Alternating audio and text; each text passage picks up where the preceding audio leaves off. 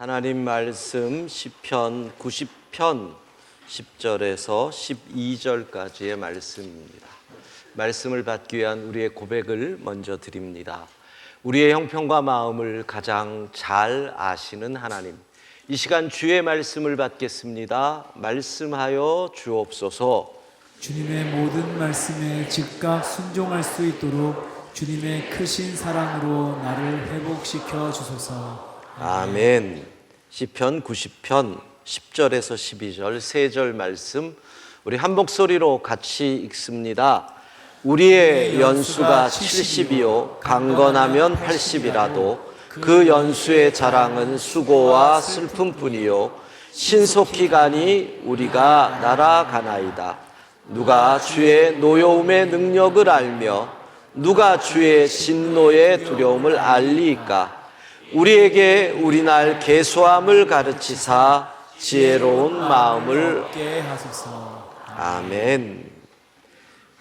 올 한 해 정신없이 보낸 것 같은 생각인데 벌써 마지막 날, 마지막 주일입니다.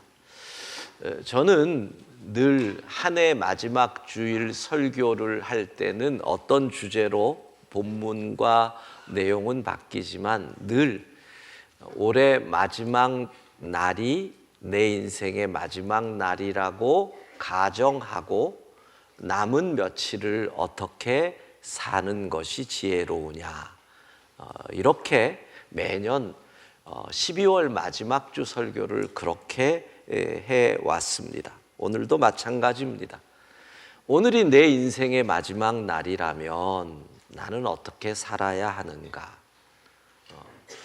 올해 5월에 우리나라 보건복지부에서 우리나라 사람들의 기대 수명을 매년 발표하는 건데 발표를 했습니다. 기대 수명이라는 것은 그 해에 출생하는 아기들이 몇 살까지 살 수 있느냐 기대하는 수명이라는 겁니다. 올해 태어난 아기들은 86.6세 여자아이들 기대 수명이 그렇게 됩니다. 그리고 남자는 좀 죄송하지만 80.6세 이렇게 된다고 합니다. 그러니까 다음에 자녀들 보고 6살 연상 여자를 만나라 그러면 비슷하게 죽는다. 유엔 인구 기금의 자료에 따르면 북한은 기대 수명이 여자가 76세, 남자가 71세로 나옵니다. 그러니까 우리나라와 북한의 기대 수명이 한 10년 정도 차이가 나는 거고 2020년 통계로 우리나라의 평균 수명은 82.8세입니다. 남녀를 합친 평균이니까 그렇게 나오는 거지요. 정부에서 이 국민의 나이를 만으로 계산을 하게 되었지만 우리는 그래도 내일 되면 뭐라고 표현하느냐 하면 한 살 더 먹었다 이런 표현을 합니다. 내일이면 우리가 평균 수명에 또 한 살 가까이 가는 겁니다. 물론 이 가운데 이미 그 수명을 넘은 분도 계시고 가까운 분도 계시고 오래 더 가야 그 수명에 다가가는 분도 있지만 한 가지 확실한 것이 있습니다. 아브라함도 175세에 죽었고 이삭도 180세에 죽었고 야곱도 147세에 죽었고 우리도 언젠가는 반드시 어떻게 된다? 이런 얘기는 제 입으로 안 하고 여러분들 입으로. 예. 오늘 본문은 모세의 기도문입니다. 모세는 지혜로운 사람을 이렇게 얘기하지요. 남은 날을 카운트할 수 있는 사람이 지혜롭다. 여기서 남은 날이라는 것의 의미는 내가 몇 년, 몇 월, 며칠 죽는 날을 안다는 것이 아니라 언제나 나는 죽을 수 있다. 오늘이라도 죽을 수 있음을 알고 사는 사람이 지혜로운 사람이라는 뜻입니다. 그런데 사실 모세는 죽을 때까지 건강에 문제가 없었습니다. 요즘 보십시오. 건강하면 안 놓을라 그러잖아요. 90일에도 안 놓을라 그래. 아니, 건강하지 않아도 미국 대통령 가다가 넘어져도 그래도 또 나오는 거예요. 모세는 신명기 34장 7절 같이 읽습니다. 모세가 죽을 때 나이 120세였으나 그의 눈이 흐리지 아니하였고 기력이 쇠하지 아니하였더라. 120인데 눈이 흐리지 않았다는 얘기 들으니 얼마나 부러운지 몰라요. 요즘 대충 아마 40대 후반 50대 되면 거의 다 초점들 쓰시잖아요. 모세는 120이라도 그랬다는 거예요. 그러니까 자신만만할 수 있잖아요. 내가 더 할 수 있다. 내가 앞으로도 10년은 더 할 수 있다고 생각하는데 모세는 자기가 죽는다. 오늘이라도 주님 부르시면 간다. 이것이 지혜다. 라고 얘기를 했다는 거예요. 그래서 모세가 위대한 거예요.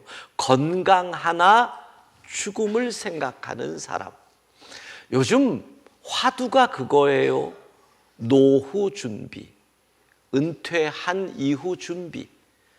여러분, 그러나 은퇴하고 오래 살아야 30년 아니면 20년이에요. 근데 죽음 이후는 영원이란 말이에요.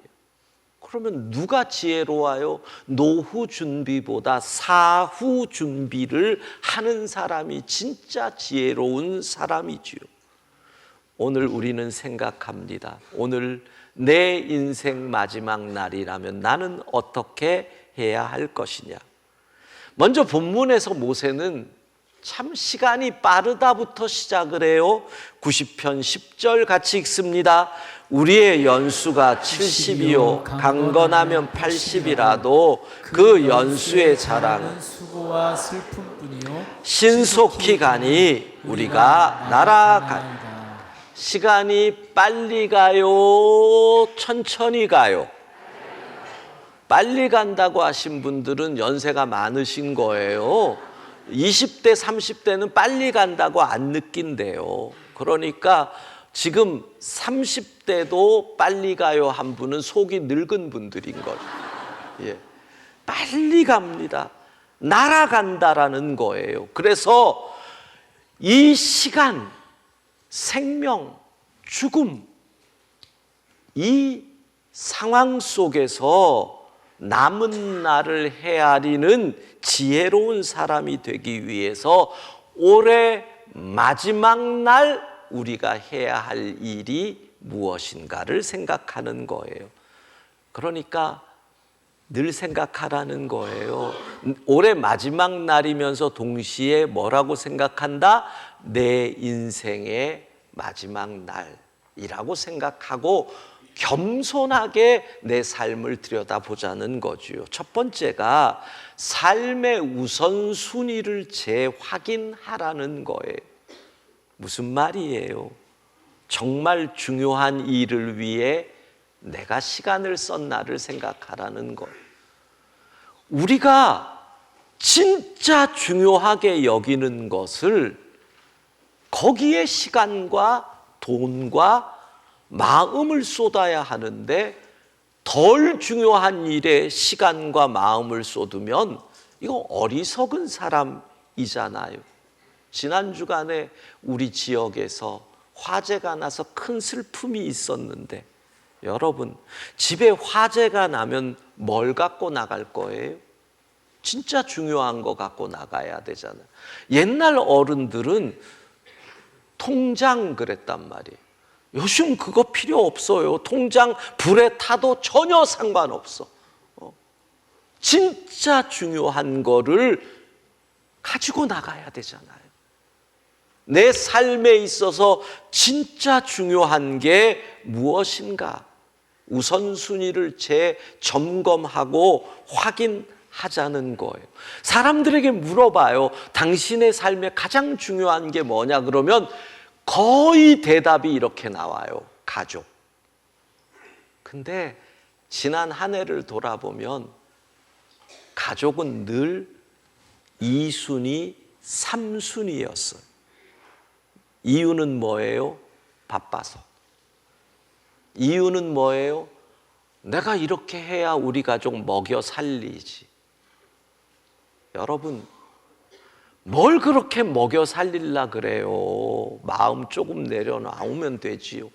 소고기 안 먹고 돼지고기 먹으면 되는 거고, 탕수육 안 먹고 짜장면 먹으면 되는 거고, 조금 낮추면 되는데 우리는 늘 그래요. 그래서 가장 소중하다고 하는 가족이 늘 2순위, 3순위가 된단 말이에요. 왜 그럴까? 진짜 중요한 것을 미루는 이유가 뭔 줄 아세요? 이유가 그거예요. 내일 하면 된다. 내일이 있다고 생각하는 거예요. 근데 여러분, 내일이 없다면, 오늘이 내 인생 마지막 날이라면 뭐에 시간을 쏟을 거냐라는 거예요.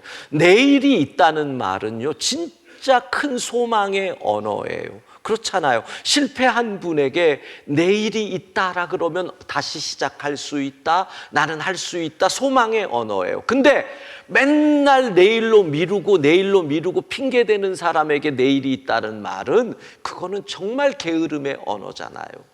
아빠가 회사에서 일하고 돌아오면 피곤해요. 피곤했는데 기다리던 아이가 아빠가 오면 아빠 놀자 그러면 많은 아빠들이 거기서 뭐라 그래요? 피곤하니까 내일 놀아줄게. 보세요. 피곤한 아빠에게 내일은 소망의 언어예요. 내일로 미룰 수 있죠. 그러나 늘 내일 소리를 듣는 자녀에게 그 말은 절망의 언어예요. 내일이 없으면 좋겠다, 우리 아빠에게. 이렇게 생각하지 않겠어요? 내일이 없으면 좋겠다. 여러분, 지금 사랑하지 않으면 안 돼요. 지금 용서하지 않으면 안 돼요. 오늘 중요한 일을 하는 것. 지난 성탄절에 우리 장로회 신학대학교 교수님, 한참 저보다도 젊은 교수님이신데 사모님이 돌아가셨어요. 암 투병을 하셨는데 수술도 잘 끝나고 건강해졌다고 모두가 좋아했어요. 그래서 크리스마스 이브에 사모님이랑 같이 시내를 나가고 데이트하고 그랬대요. 근데 그날 밤 심정지로 세상을 떠나. 아직 젊은데 40대인데. 근데 여러분 보세요. 목사들에게 제일 바쁜 때가 24일, 25일이잖아요. 그날 그 목사님이 바쁘다고, 일 있다고 사모님 집에다 혼자 뒀어 봐요. 뭐가 지금 위로가 되겠어요? 내가 내 아내의 마지막 전날을 함께 손잡고 걸었던 그게 얼마나 위로가 되겠어요? 바쁘다고 그냥 넘어간 게 아니에요. 마지막 날 내가 정말 소중히 여기는 사람과 함께 했던 그 시간. 삶의 우선순위를 재확인해야 돼요.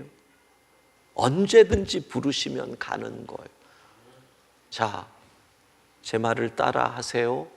다음 주에 못 보면 천국 간 줄 아세요?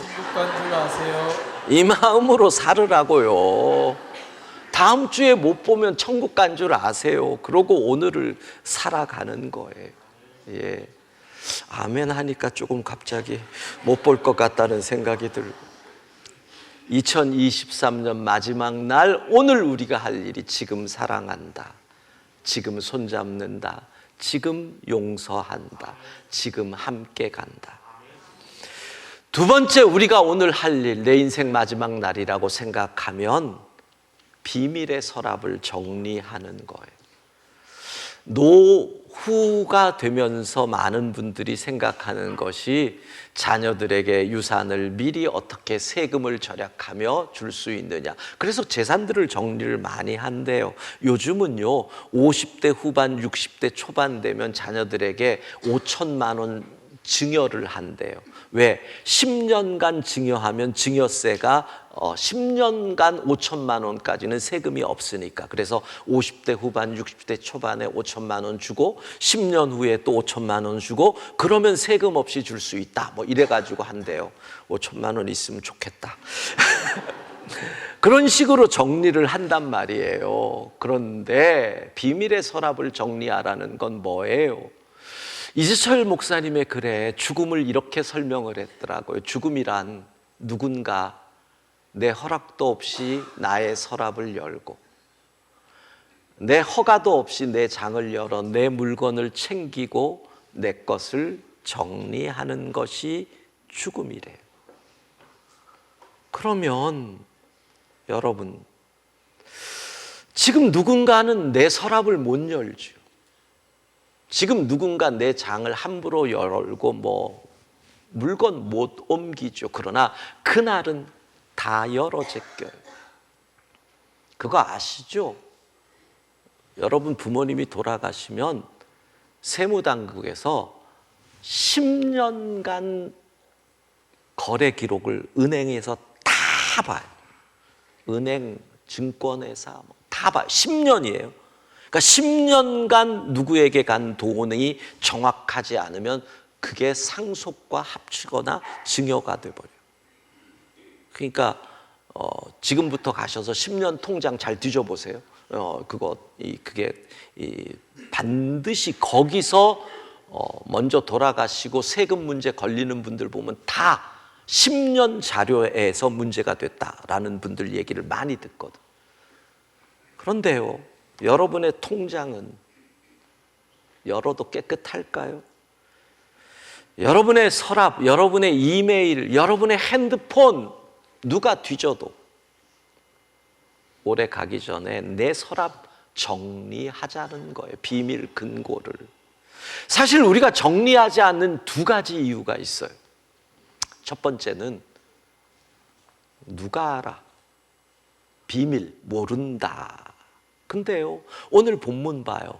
모세는 우리의 인생이 날아갈 정도로 빠른데 두려운 것은 주의 진노가 있기 때문이라는 거예요. 주의 진노. 그 진노는 어떻게 임해요? 시편 90편 8절 같이 읽습니다.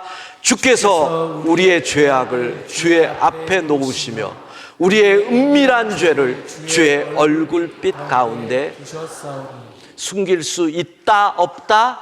없다.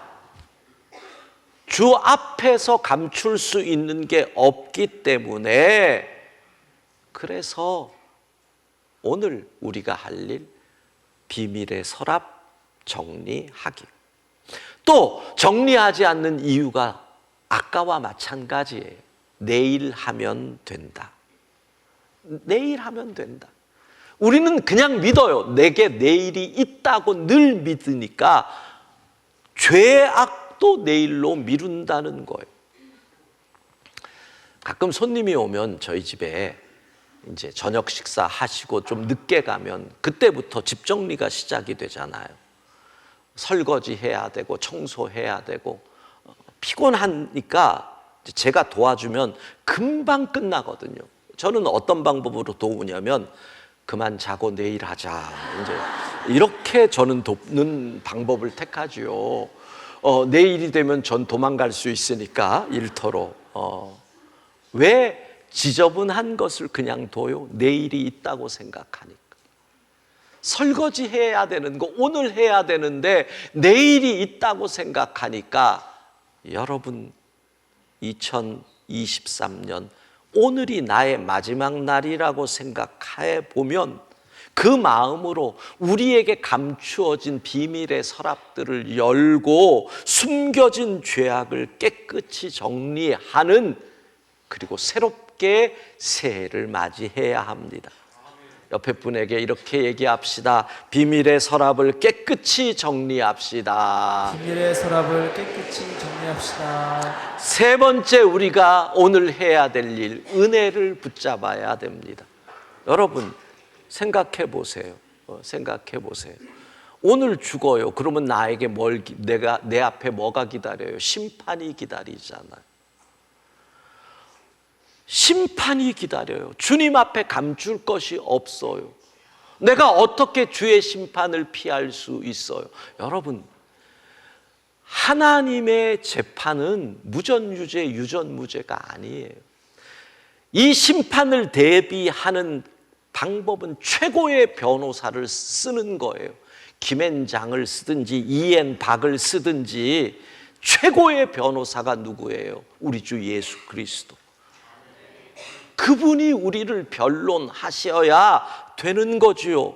예수 십자가의 은혜 외에는 하나님의 심판 앞에서 우리를 온전히 보호해 줄 방법이 없어요. 요한복음 5장 24절 같이 읽습니다. 내가 진실로 너희에게 이르노니 내 말을 듣고 또 나 보내신 이를 믿는 자는 영생을 얻었고 심판에 이르지 아니하냐 사망에서 생명으로 옮겼느니라. 오늘 할 일이 뭐예요? 다시 한번 주의 십자가를 붙잡는 거예요. 다시 한번 주의 은혜를 묵상하는 거예요. 오직 주의 은혜만이 우리를 죽음과 심판에서 견딜 수 있고 건져주시기 때문에 오늘 남은 날, 내 인생의 마지막 날 주의 은혜를 묵상하며 주의 은혜를 붙잡고 오늘 밤에 잠이 드는 거예요. 그리고 내일 내가 하나님 앞에 서 있다면 주의 십자가의 은혜로 주를 끌어안고 아버지를 찬양할 것이고, 내일 눈을 떴는데 아직 생명이 이 땅에 있다면 하나님 다시 한번 기회를 주시니 감사합니다 하며 은혜 가운데 살아가는 것이지요. 여러분 기억하십시오. 은혜로 우리는 오늘을 살고, 은혜로 내일을 살고, 은혜로 천국까지 가는 줄로 믿습니다. 오늘이 내 인생의 마지막 날이라고 생각하며 가끔 여러분에게 했던 샤르마의 글 가운데 나오는 이야기로 말씀을 마감합니다. 얘야, 내가 태어났을 때 너는 울음을 터뜨렸지만 사람들은 기뻐했다. 내가 죽을 때에는 사람들은 울음을 터뜨리지만 너는 기뻐할 수 있도록 살아야 한다. 아기가 태어나면 응애 울지만 주변에 할머니 좋아하고 할아버지 좋아하고 부모님들 좋아하고 다 기뻐하지. 근데 이게 그 아기가 죽을 때 똑같아지면 곤란해요. 나는 죽기 싫어서 막 울고 안 죽을래 그러는데 옆에서는 빨리 가능하면 빨리 가라 네가 가야 기쁘다. 그러면 이 인생이 얼마나 불쌍해요. 그게 반대로 되어야지요. 나는 기쁘게 후회 없다. 나의 달려갈 길과 주 예수께 받은 사명 곧 하나님의 은혜의 복음 전하는 일을 마쳤다. 이제는 의의 면류관이 기다린다. 나는 간다. 기쁘게 간다. 이 날을 소망했다. 나는 기뻐해요. 근데 주변에서는 도리어 아직 할 일이 있는 것 같은데 지금 가시면 안타까워하는 그 인생, 우리가 그렇게 살아야 하지 않겠습니까? 기억하십시오. 언제든지 부르시면 우리는 갑니다. 내일이라도 갑니다. 죽을 존재인 것을 알고 사는 것이 지혜입니다. 그것이 우리를 겸손하게 만드는 것이지요. 또 한 살의 나이를 먹으면서 모세 그의 간구를 기억합니다. 시편 90편 12절 같이 읽습니다. 우리에게 우리 날 계수함을 가르치사 지혜의 마음을 얻게 하소서. 오늘 은혜로 주의 은혜를 묵상하고 오늘 하루를 보내고, 그리고 새해 주의 은혜로 허락하신 2024년을 주저함 없이 당당하게 살아가는 우리 모두가 될 수 있기를 주의 이름으로 축복합니다.